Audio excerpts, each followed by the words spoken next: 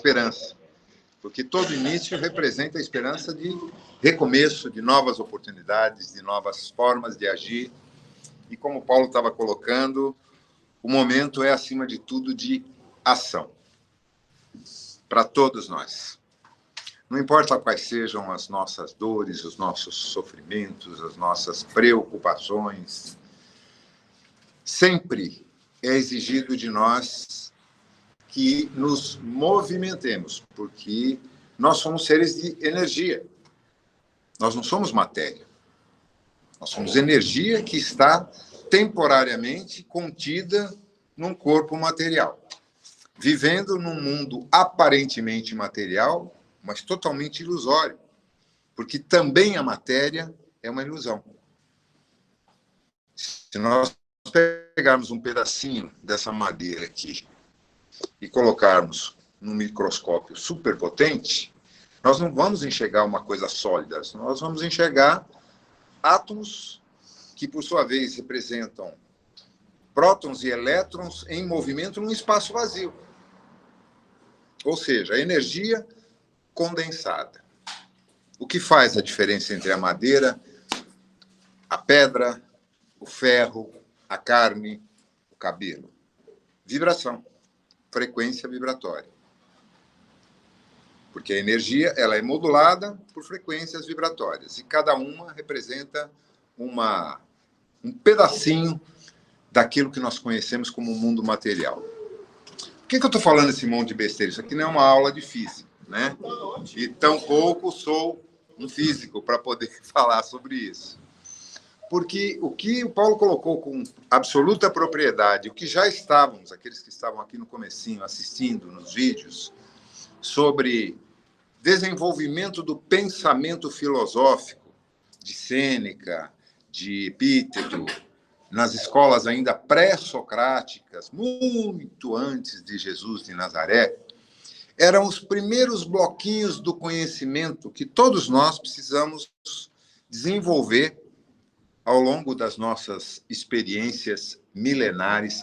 Por favor, senhoras, jovens, não se ofendam, mas vocês também são seres milenares, tá? Apesar dessa estampa novinha de hoje, todos que estamos aqui já passamos, por muitas e muitas e muitas experiências parecidas com essa.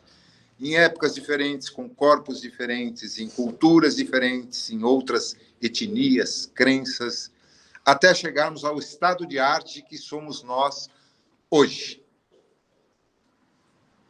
Esse modelito aqui que vos fala, o José Antônio de 2024, é a última versão desse ser que hoje está aqui contido nesse corpo, assim como todos nós. Imagina a porcaria que a gente já foi antes, né? Mas é verdade. Não importa a nossa morfologia, a nossa aparência, o nosso vestuário, o nosso conhecimento intelectual, o nosso desenvolvimento moral ou a falta dele, a nossa ética ou a falta dela. Ainda assim, tudo isso representa o conjunto de todo esse aprendizado adquirido ao longo de milênios. E agora, nesse exato momento, nesse primeiro quartil do século XXI, 2024,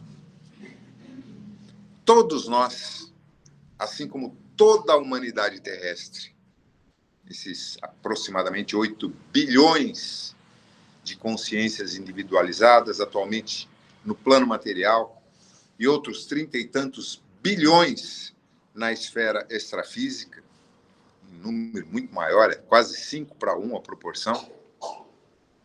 Todos vocês que estão aqui, embora nós não os vejamos.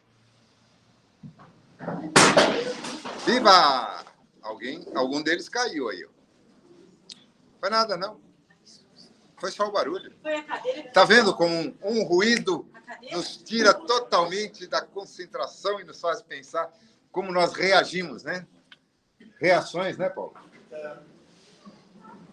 De repente, nós estamos aqui todos concentrados em coisas importantes e interessantes, e de repente alguém entra correndo aqui e fala: olha, o Irã decretou guerra contra Israel, estão lançando mísseis. Pronto, todo mundo, uau! Ou então, fulano de tal acaba de ser assassinado. Uau! O que isso nos impacta diretamente? Ou como podemos impactar esses acontecimentos que estão distantes de nós? Necas de pitibiribas. E, no entanto, nós nos permitimos ser profundamente abalados por esses acontecimentos exteriores que não nos dizem respeito, porque todos nós estamos aqui com uma missão específica e muito objetiva, que é promovermos a transformação, a melhoria, a evolução de um único ser humano. Em todo esse conjunto de 40 bilhões de espíritos, consciências individualizadas, nós só podemos agir sobre um ser humano, que se chama eu. Só. E é ninguém mais. Nem esposa, esposo, filhos, pai, mãe, irmãos, amantes, amados, desafetos.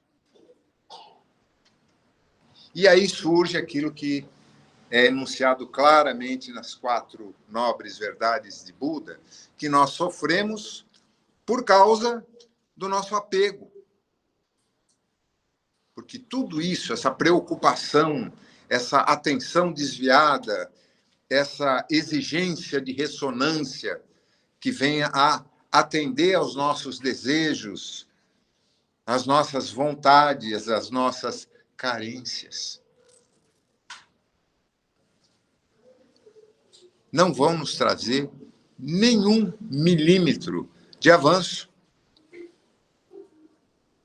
porque nós não podemos esperar nada de fora para dentro para preencher aquilo que cabe a nós mesmos preenchermos. Isso vale para tudo. Vale para o desenvolvimento intelectual, o aprendizado, o estudo, tudo aquilo que dedicamos décadas da nossa vida para aprender, para nos formarmos, para projetarmos um ser humano mais qualificado perante o mundo, como se o mundo tivesse muito preocupado com as nossas qualificações.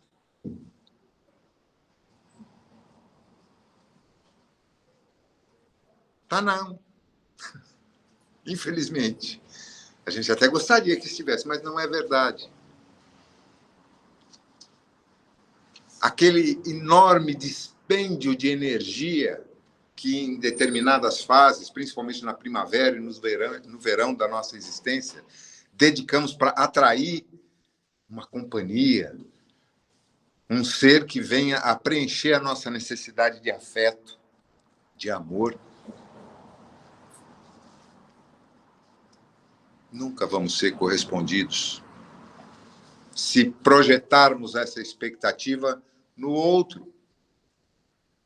Porque ninguém pode preencher esse vazio que habita o nosso ser, a não ser nós mesmos. Foi o que Jesus tentou nos explicar com absoluta clareza, dizendo que vós sois deuses. Tudo aquilo que eu faço, vós também o fareis, e ainda mais. Deixe brilhar a luz que vem de dentro de ti. Porque quando nós nos conscientizamos disso e tiramos o foco, a expectativa que projetamos nos outros e no mundo, a nossa decepção cai a zero. Sabe quem me ensinou isso? Um cara analfabeto que mal sabia escrever o próprio nome, quando eu tinha 6 anos de idade, e ele se tornou meu pai. Ele era meu padrasto, mas se tornou meu pai, Diogo Herrera. E ele me falava isso. Nunca tenha expectativa em relação aos outros para não se decepcionar. Se você não espera nada dos outros, você nunca vai se decepcionar com ninguém. Faça o seu melhor. E fazendo o seu melhor, você vai não apenas se preencher, Mas aí vem o mais importante. A gente vai conseguir se tornar aquilo que a gente quer atrair para nós, e as coisas surgem na nossa vida naturalmente. As oportunidades, os relacionamentos sociais, familiares, afetivos, todos fluem em nossa direção quando nós estamos preenchidos de nós mesmos. Quando nós não estamos ansiosamente querendo sugar do outro a energia que achamos que faz falta em nós. Amar ao próximo é muito lindo, mas é uma tolice se não aprendermos a segunda parte da frase, que é a mais importante: amarmos a nós mesmos. Essa é a parte mais difícil da doutrina do Evangelho de Jesus. Amarmos a nós mesmos. Dá um trabalho imenso. Olha nós aí, depois de milênios e milênios de experiências e sofrimentos e dores, e acredito eu, talvez um ou dois aqui já esteja nesse grau de iluminação. Não, um pouquinho mais, né, Paulo? Uns 50%, por exemplo. Tirou os... Eu até passei. Não é daqui, não. Né?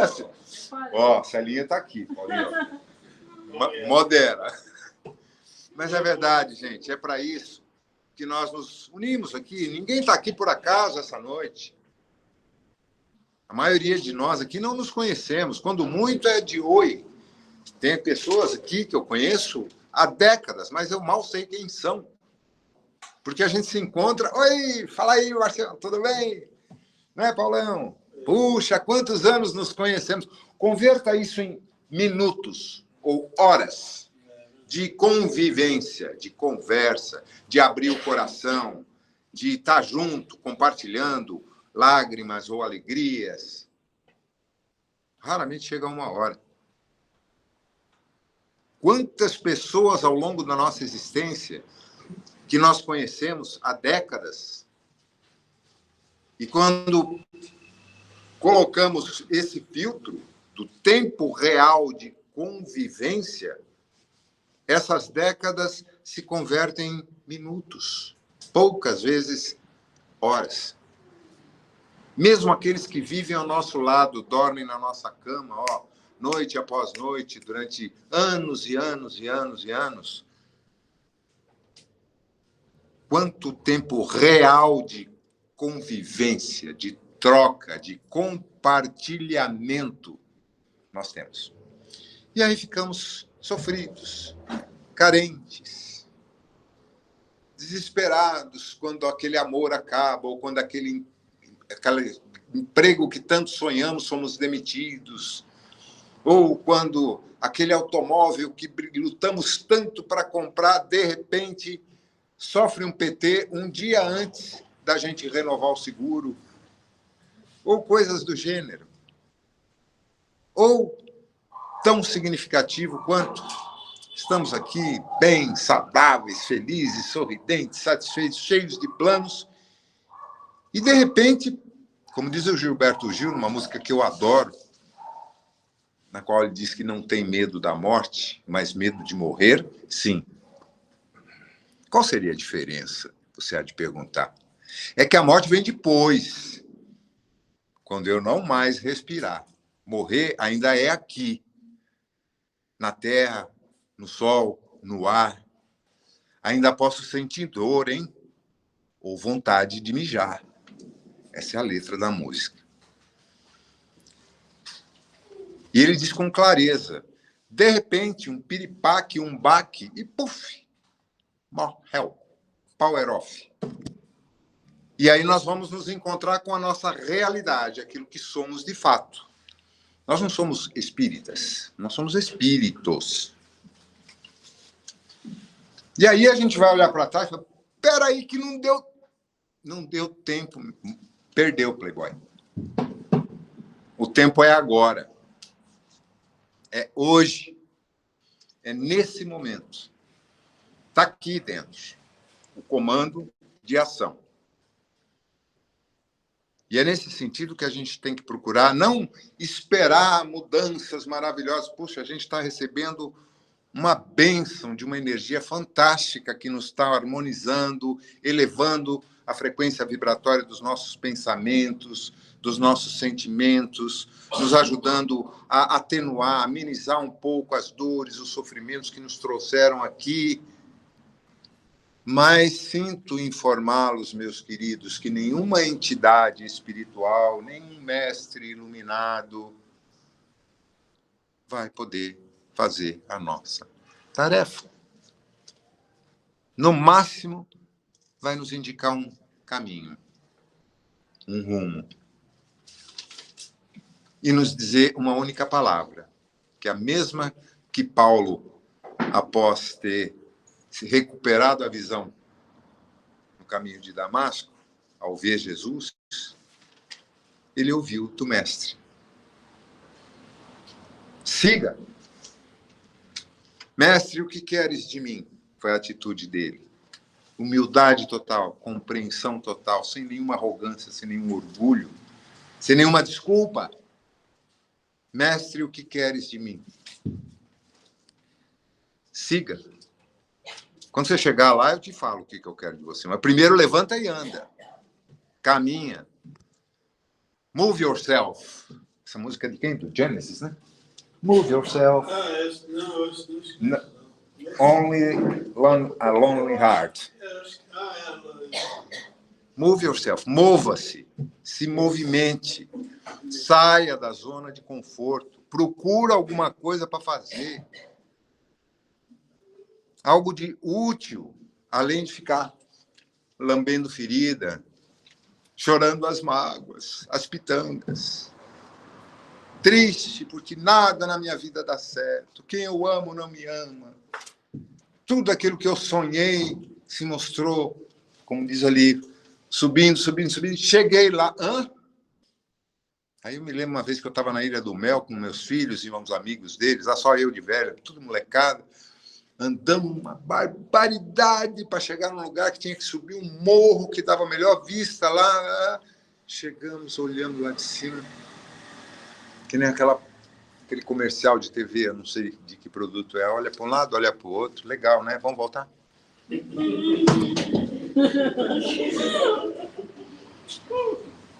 Eu me senti assim na Pedra do Baú, lá em São Bento do Sapucaí. Eu quase morri para chegar lá em cima, sozinho, sem suporte, sem equipamento de segurança. Depois de ter feito uma trilha de 4 horas para chegar lá e saber que eu podia ir de carro até ali. Aí, quando subo aquelas escadinhas precárias, todas tortas, sem uma identificação, morrendo de medo, pânico. Mas não tinha jeito, eu tinha que subir. Cheguei lá em cima, por sorte eu tinha levado uma câmera. Na época não tinha celulares com câmera. Então eu tinha levado uma câmera digital pequenininha. Fui numa das pontas, clique, norte, sul, leste, oeste. Ai, mamãe, me acorde, agora tem que descer. E para quem não sabe, descer é muito mais difícil que subir. Muito mais. Quando eu cheguei nos últimos degraus, já de pedra, já tinha terminado a parte de ferro ali e tal, eu desci de 5, ou melhor, de 6, porque as 2 nádegas ajudaram. Porque eu não aguentava mais ficar em pé. Para dizer para vocês aqui que eu subi sozinho a Pedra do Baú. Grande coisa que eu fiz. Que mérito eu tenho disso. Eu não vou para o Guinness, não ganhei um tostão de mel coado, como se dizia antigamente, e ainda tive que caminhar 3 horas, porque era descida, para pegar o carro que eu tinha largado lá embaixo, enquanto todo mundo ia para o estacionamento, pegava o carro e saía. Nem uma carona eu pedi, porque eu estava transtornado de cansaço. Quantas vezes nós não fazemos coisas semelhantes nas nossas vidas? Um dispêndio de força, de energia, de conhecimento, de bagagem, para chegarmos lá e falar, e agora?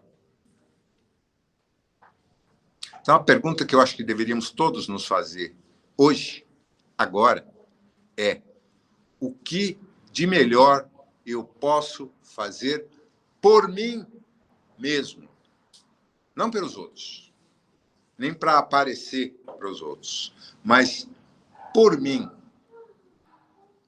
Pai, orienta a minha vida e assume o controle de tudo, mas me ajuda a fazer tudo o que estiver ao meu alcance, em meu próprio benefício, sem me achar vítima. Porque nós não somos vítimas de ninguém além de nós mesmos. Então, que possamos todos aqui, esses 30, 40, 50 encarnados que aqui estamos, e os 400, 500 desencarnados, me dá sua mão. Me dá sua mão. Darmos as mãos uns para os outros, ainda que mentalmente, e nos apoiarmos mentalmente, abrirmos os nossos corações para sentir as palavras da oração de São Francisco, não apenas proferi-las mecanicamente, mas colocando em prática aqui, ó, e aqui, ó. Isso vai nos trazer satisfação, alegria, realização. E nós vamos conseguir sair dessa vibração horrorosa que paira sobre o planeta nesse momento, essa psicosfera tenebrosa que envolve a todos nós e na qual nós somos facilmente imersos quando distraímos a nossa atenção. Vamos nos desconectar dessas forças que procuram, de alguma forma, nos atrair para esse nível vibratório denso, pesado. E vamos lembrar que nós somos... Não, acho que nem chegou a molhar. Nós somos luz. E nós podemos nos distanciar e nos desconectar dessa faixa de energia que nos puxa, nos atrai nos meios de comunicação, nas redes sociais, e sempre tentam nos impor essa mensagem absurdamente errada e mentirosa de que está tudo ruim e vai ficar pior. Isso é mentira. Está tudo a caminho de chegar no momento mais emocionante e mais elevado que essa humanidade da qual fazemos parte vai atingir, que é essa transição.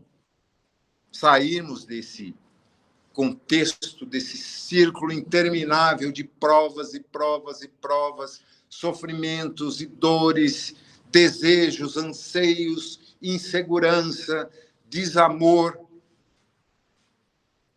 para chegarmos a um ponto onde todos estaremos igualmente nivelados para cima no amor, nessa energia fantástica que nos une e que eleva a nossa frequência vibratória, nos isolando de tudo aquilo que é maldade, que é crueldade, que é violência, que é ganância. Só com o amor podemos chegar nesse estágio. E que dessa forma, nos unindo, nos abraçando, olhando nos olhos de cada um e sentindo o bater do coração de cada um, independente da aparência, independente do vestuário, independente do tom de voz, do idioma que fale, enxergar em cada ser uma centelha divina, tal como nós mesmos. Isso tudo se resume numa palavra em sânscrito que todos conhecemos. Namastê. Eu reconheço o divino que há em cada um de vocês. Uma noite abençoada, uma semana maravilhosa para todos nós, que estejamos em paz. Obrigado.